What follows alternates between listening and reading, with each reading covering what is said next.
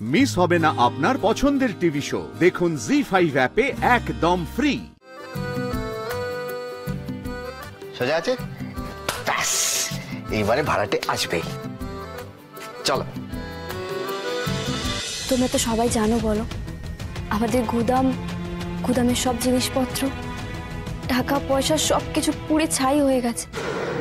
আর বাবার শরীরটাও তো ঠিক নেই।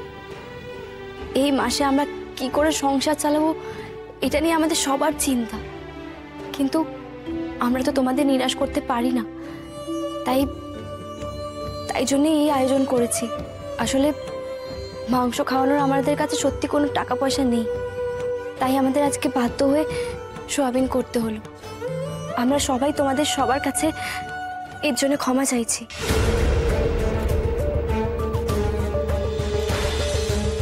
কিন্তু একটা কথা না মানতেই হবে, উকিল বাবুর হাতের রান্নায় সত্যি জাদু আছে। তোমাদেরকে না বললে তো তোমরা বুঝতেও পারতে না এটা পাঁঠার মাংস নয়। এত কথা বলো কেন তুমি, বলো তো? সব ব্যাপারে ফোপর দালালি না করলেই নয়। আচ্ছা বাবা, তুমি সবসময় কেন মেয়েটাকে এভাবে বলো দেখি? বাবা তোমরা কিছু মনে করো না কেমন? আসলে আমাদের এখন যা পরিস্থিতি সেটার কথা মাথায় রেখেই দিতিমা মাংসের বদলে। জেঠু, তোমরা এভাবে কেন বলছো? আমরা যদি আগে থেকে তোমাদের এই বিপদের কথা জানতাম তাহলে আমরা কার্তিকই ফেলতাম না। কিন্তু যাই হোক, খাওয়াটা কিন্তু দারুণ হয়েছে।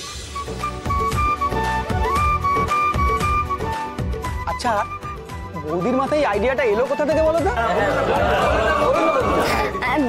বলছি আসলে আমার আরামবাগের বাড়ির অবস্থা তেমন ভালো ছিল না। বাবাকে যখন বলতাম মাংস খাবো, তখন বাবা আমাদের জন্য সোয়াবিন নিয়ে আসতো, আর মা ওই আলু দিয়ে ওই সোয়াবিনের একটা তরকারি বানাতো। ওইখান থেকে আমার মাথায় এই বুদ্ধিটা এলো। কিন্তু কি বলতো, আমি তো খুব একটা ভালো রাঁধতে পারি না, কিন্তু উকিলবাবু তো খুব ভালো রাঁধেন। ওনার হাতের জাদুতেই এই রান্নাটা একদম পাঁঠার মাংসের মতন খেতে হয়েছে।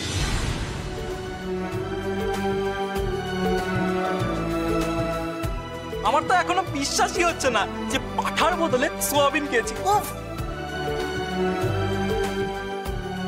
আসলে পাঠার যা দাম, কিনে খাওয়ার ক্ষমতা তো আমাদের নেই, তাই তোমাদের কাছে একটু আবদার করেছিলাম।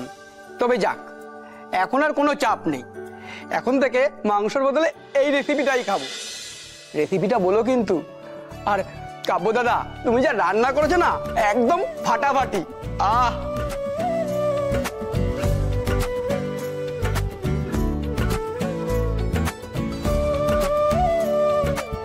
শোনো, যদি ভবিষ্যতে কোনোদিন আবার ঘুরে দাঁড়াতে পারি না, আমি কথা দিচ্ছি আমরা তোমাদের ডেকে ওই মাংস ভাত খাও।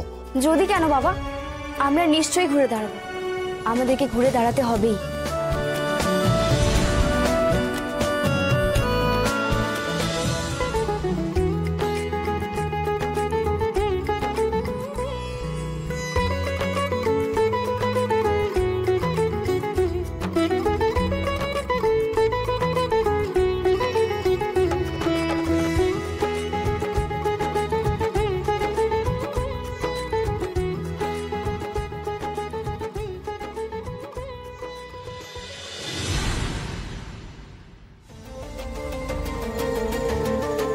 কি গো, তুমি পুজো ছেড়ে উঠে চলে এলে যে?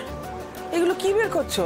বাবা বুঝতে পারছো, দুদিন পরে কর্মচারীদের মাইনে দিতে হবে, পাওনাদারদের টাকা মেটাতে হবে, কোত্থেকে পাবো? সব ভাবা যাবে, তুমি আগে পুজোতে বসবে, চলো তো। তারপর বাবা তুমি বুঝতে পারছো না, আগে তো টাকাটা চুকাতে হবে, তারপরে তারা মাল দেবে, তারপরে বেচতে পারবো। দোকানে তো অবশিষ্ট একটা কিছু নেই, সব পুড়ে গেছে। আমি বুঝতে পারছি না বাবা, এবার কি দোকানের সামনে বাটি হাতে বসতে হবে? আচ্ছা, তুমি এগুলো নিয়ে কেন এত ভাবছো বলো তো? ছেলেটা তো আছে, কটা দিন না হয় সামলে নেবে। এত কিছু ভাবলে তো নিজে আবার অসুস্থ হয়ে পড়বে। একটু শান্ত হও না তুমি। বাবা এমন দিন আসবে আমি কখনো ভাবিনি, বুঝেছো? দুঃস্বপ্নেও ভাবিনি কিভাবে টাকা জোগাড় করবো, কি করে সংসার চালাবো, সবার মুখে অন্ন তুলবো। কি হয়েছে? দেখো না ঠাকুরপো, ওই কর্মচারীদের মাইনে দিতে হবে, টাকা পয়সা নিয়ে শুধু শুধু চিন্তা করছে মানুষটা।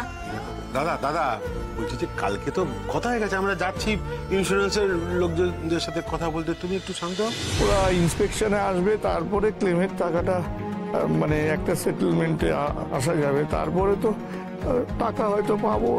সেটা তো অনেক সময় লাগবে না, এতটা সময় আমি কি করবো? সংসার চালাতে গেলে তো একটা উপার্জনের পথ দেখতে হবে। মূলধন ছাড়া কি ব্যবসা হয়? কি করবো? আমার মাথায় কিছু ঢুকছে না, কিচ্ছু ঢুকছে না, ভালো লাগছে না। আচ্ছা বাবা, আমাদের তো একদিকে দুটো ঘর আর একটা বাথরুম আছে, আমরা যদি কাউকে ভাড়া দিই? আসলে ওই দুটো ঘরের মধ্যে একটা ঘরে রান্নাঘর হিসেবে ব্যবহার করা যেতে পারে, আর ভাড়া থেকে অনেকগুলো টাকাও আসতো, তাই আর কি। না না না না না, এটা আমার একদম মত নেই, একদম না। বাইরের কোন উটকো লোক ভাড়াটি হিসেবে আসবে, জল অপচয় করবে, নোংরা করবে যেখানে সেখানে, না না, প্রাইভেসি নষ্ট হবে, একদম না।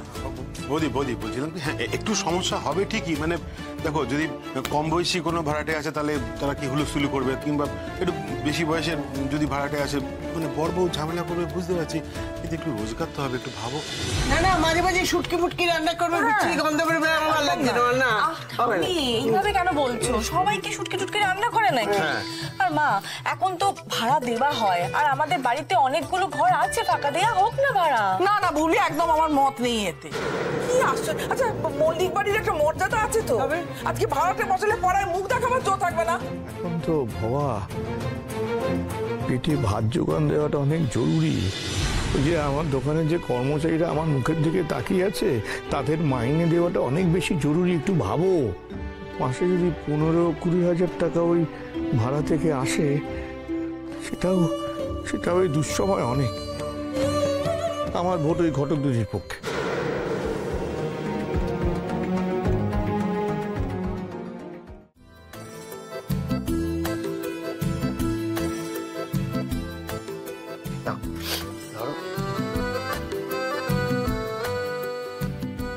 সোজা আছে, ব্যাস এইবারে ভাড়াটে আসবেই। চলো। ভালো লাগছে না আমার, কি কোথা থেকে ভাড়াটে আসবে, সে কিরকম হবে না হবে, এই বাড়ির মধ্যে সব ভালো লাগছে না ভাবতে আমার এগুলো। হ্যাঁ হ্যাঁ, আরে আমার শ্বশুর বাড়িরই একটা পার্ট ভাড়া দেওয়া হবে। হ্যাঁ, না না, পরিবেশ খুবই ভালো। হ্যাঁ, ও আপনাদের লাগবে না? ঠিক আছে, অন্য কারোর দরকার হলে বলবেন। হ্যাঁ আচ্ছা।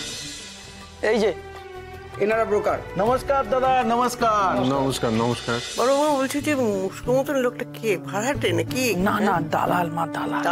দালা? একবার দেখিয়ে দিন বাড়ির কোন দিকটা ভাড়া দেবেন। আরে ওসব কিচ্ছু লাগবে না, আমি থাকতে সব কিচ্ছু লাগবে না। এত সুন্দর পরিবেশ আছে, এত বড় প্রপার্টি, এত ভালো পাড়া, ভাড়া পেতে কোনো অসুবিধা হবে না। আপনি কোনো চিন্তা করবেন না দাদা, আরে আমরা তো আছি, একটা না একটা ভাড়ার ব্যবস্থা হয়েই যাবে। ঠিক আছে, বুঝে গেছি, কিন্তু আপনারা যে ব্যবস্থাটা করবেন তার জন্য তো আপনারা কিছু নেবেন, মানে সেটা কি একটু দেখুন দাদা, আমাদের মাধ্যমে কেউ যোগাযোগ করলে আমরা মাসের প্রথম ইনস্টলমেন্ট কিছু টাকা কেটে রাখি, বাস, আর কুছ নেই। জি5 ডাউনলোড করুন আর সব এপিসোড দেখুন একদম ফ্রি।